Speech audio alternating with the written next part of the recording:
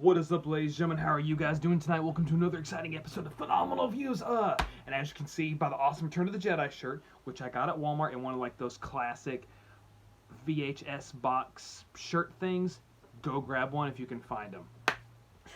As you can tell, this is my review for Star Wars: The Rise of Skywalker. Yes. Why else would I be wearing this shirt? I don't really have a movie-going shirt, so this is what I got. But okay, so I went and watched this movie last night, my first viewing. And when I walked out, I was really on the fence. I had no idea what I thought of it, if I liked it or I hated it. And a lot of people are actually on the fence about it. About whether they're like, well, I don't know if I like it, I hate it, it's got things I like, it's got things I don't like, you know, and they don't really know their true opinions. They have to go and watch it another time. I went and watched it a second time, clearly, or else I wouldn't be making this video without seeing it another time. So I can come in with a fresh mind, I've thought about it, and I'm just gonna, before I get into spoilers, and before I get to the good part of the video that I'm sure you all stick forward to every single time, I'm just gonna go ahead and say this. Shocking, I did enjoy the film a second time more than I did the first. I will say that. If anything, I would give this movie a solid C+ to a regular C. And the reason for that, and like I said, I'm just going to go ahead and get out of the way the things I liked in this movie. So, the acting is solid.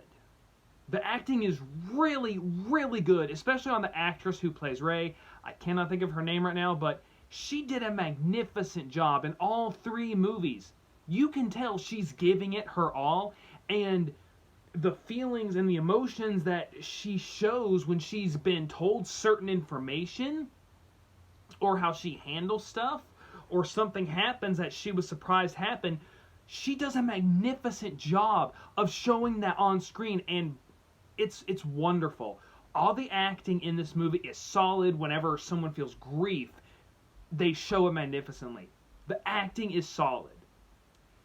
The music by John Williams, solid. The effects, solid. The lightsaber battles are solid. The story is interesting.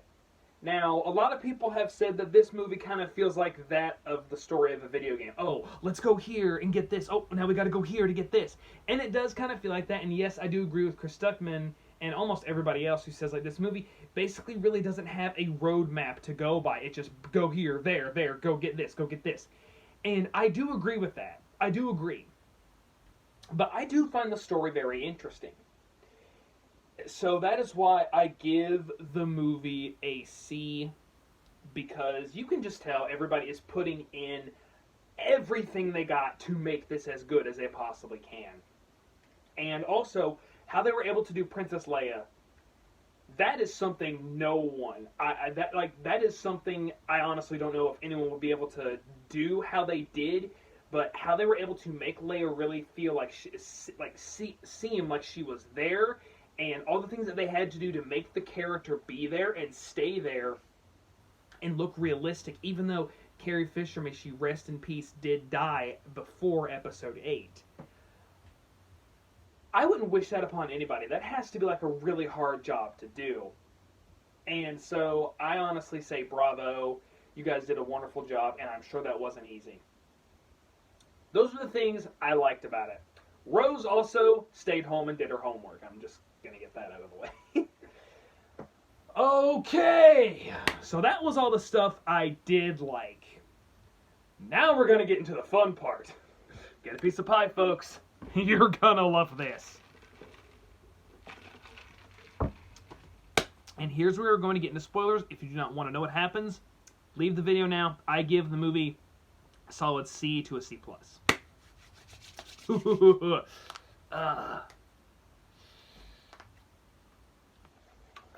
Okay, party time. Alright, so, Palpatine is back. For those who don't know, if you've not either seen the trailer or if you've not played Fortnite, which I am pretty sure a bunch of you have played Fortnite, yeah, the Emperor's back. Or if you just scroll around, the Emperor's back. Okay, so my thoughts on the Emperor coming back. Here's the bad side of the coin. So it has been said that this was what J.J. Abrams always wanted, was for the Emperor to be behind everything, behind Kylo going to the dark side, between Snoke and all this. And everyone is basically calling this a load of crap. I really don't know where I stand on it, because there are certain things that I do like about it because of what it relates to, and I'll get into that in a second. But, and if J.J. Abrams wasn't really responsible for The Last Jedi, then it does make sense, because this movie also does feel like it's playing catch up pretty much. It really does, but they're not able to catch up on everything. Like a line from Maz in Episode 7. Where'd you get that lightsaber? Another story for another time. Never touched upon again. I'm pretty sure there's a comic or something that you have to read that fills in the blanks. And that's like another thing. Another thing that, they're doing it in movies a lot. Like, a whole lot. And Star Wars is a magnificent piece of art. It is. It is. I love Star Wars. I've always loved Star Wars ever since I was a kid. But the thing where you basically have to read all this stuff to know what happened. It was like in Jurassic World Fallen Kingdom. I'm going to use that as an example. In Jurassic World Fallen Kingdom, they're trying to rush to take all the dinosaurs off Isla Nublar and take them to a new place. So anyone who is a fan of Jurassic Park, you would know, why not just take them to Site B? Take them to Site B. Well, they don't reveal that anything happened about Site B. You have to go on a website to learn about what happened to Site B. And I hate stuff like that.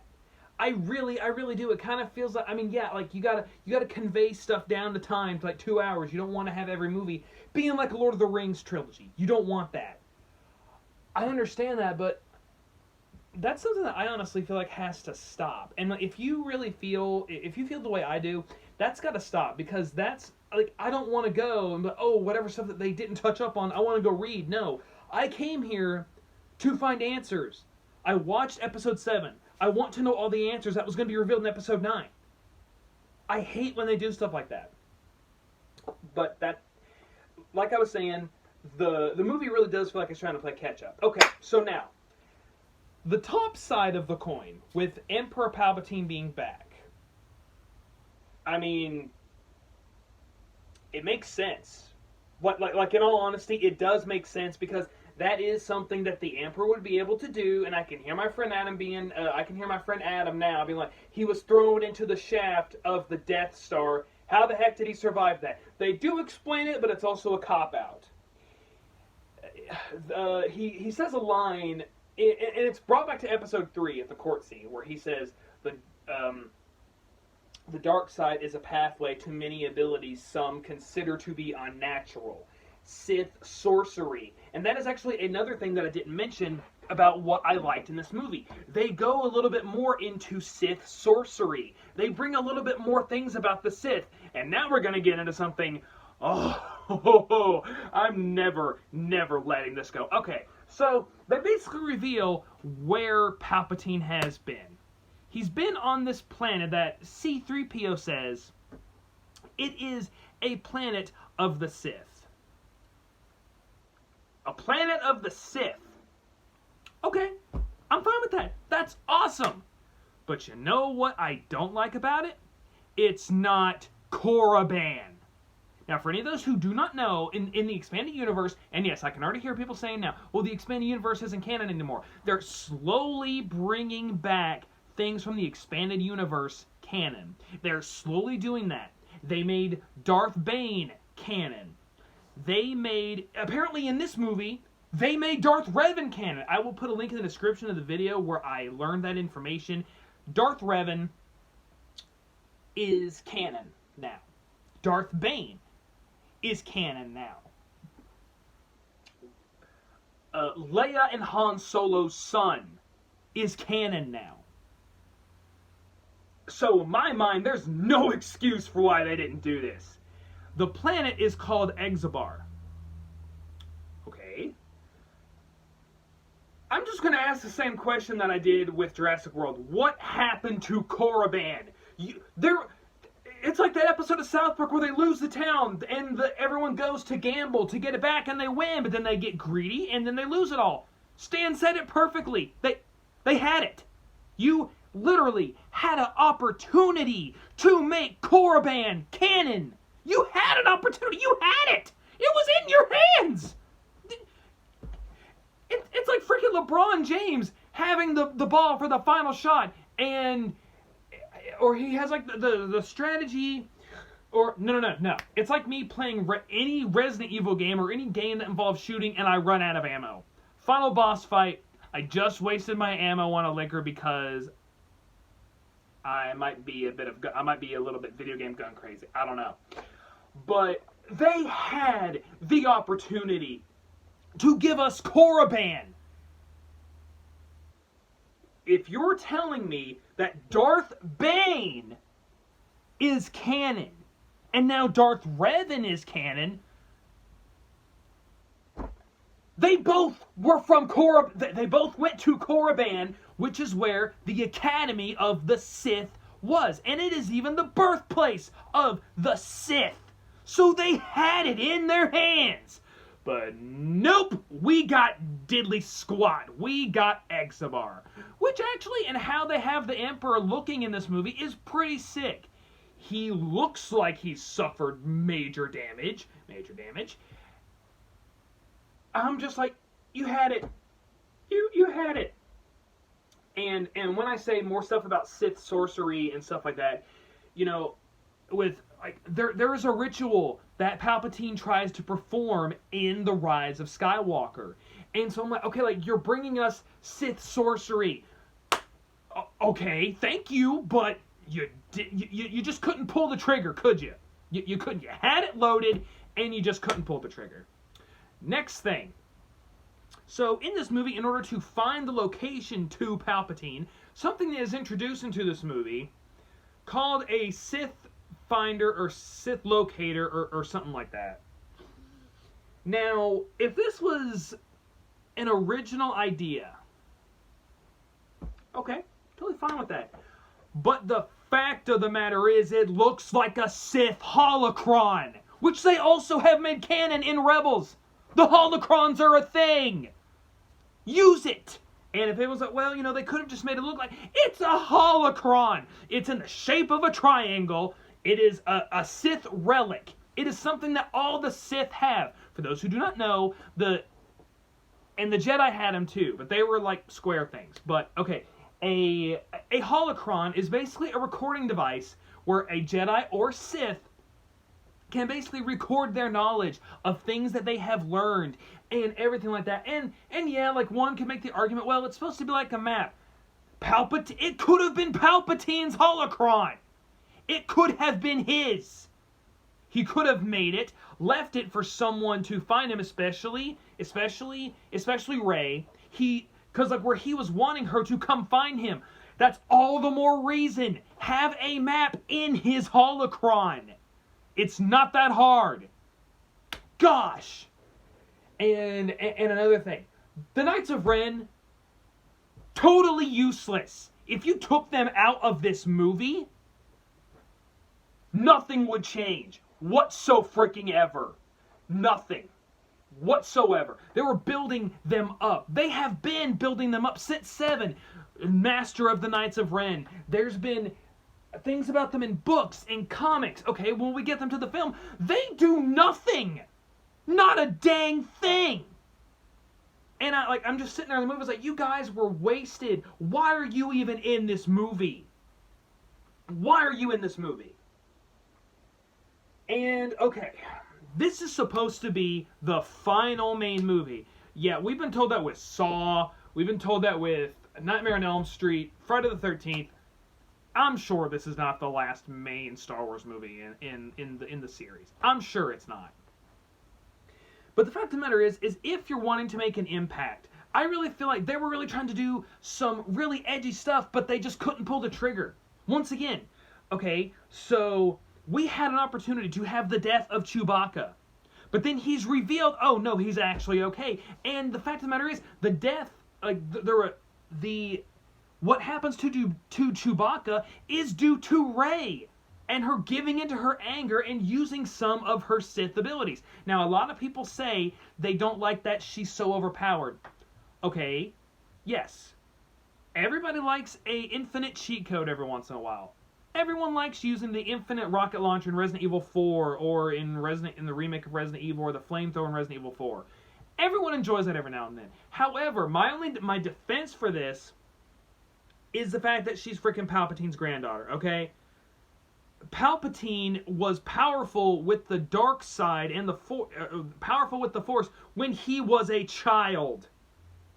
So, no reason why his granddaughter wouldn't have that in her blood. No reason whatsoever. Her, like, afraid of the dark side and her, like, trying to figure out who she is. And them teasing Dark Rey and doing nothing with it. If I were making the movie, I would have pretty much had Palpatine saying, do this. I'm not going to do it. Okay.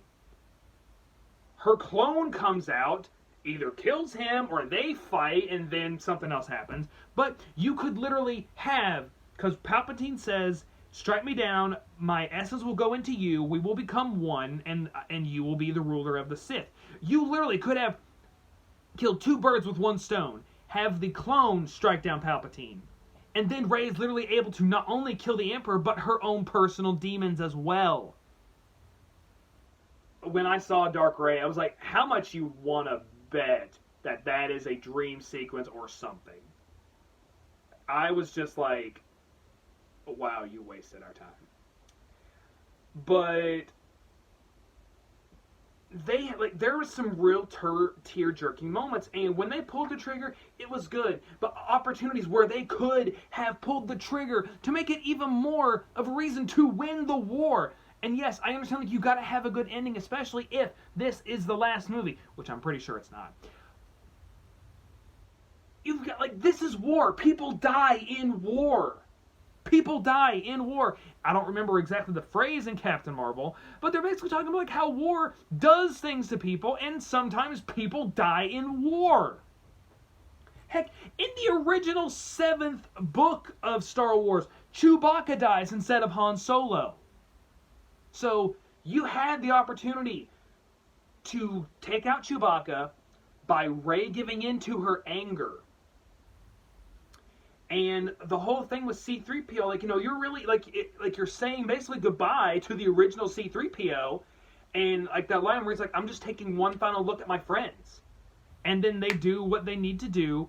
And then later on in the movie, R2 just reboots his system.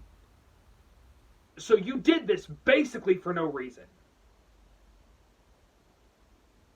I honestly kind of feel like if you wanted to make this movie have a stronger impact, should have killed Chewbacca. Or if just don't show that he's alive like 2 minutes later, literally. They're like, we have a prisoner. Oh, it's Chewbacca. It was like, okay, that was totally pointless. And R2 rebooting C-3PO's memory. Totally pointless. Totally pointless. So I was really on the fence, and I was like, do I like this movie? There were some things I liked about it, and there were some things I didn't like about it. But after going back and watching it, I had more fun watching it the second time more than I did the first. And that's why I'm giving my final grade, like I said earlier, a C+. Guys, I hope that you have enjoyed this. Put in the comments below, what do you think about The Rise of Skywalker? Also, I had to come home and get comfortable and get in my Bigfoot slippers. I've honestly thought about making a new channel where it's all like stuff like this, like with my Bigfoot slippers, something like that. If you're interested in me starting a new channel with something like that, put it in the comments below and let me know. I hope you guys are enjoying the holidays. I hope you have a Merry Christmas and a Happy New Year. I'll see you guys next time. Have a good night, guys.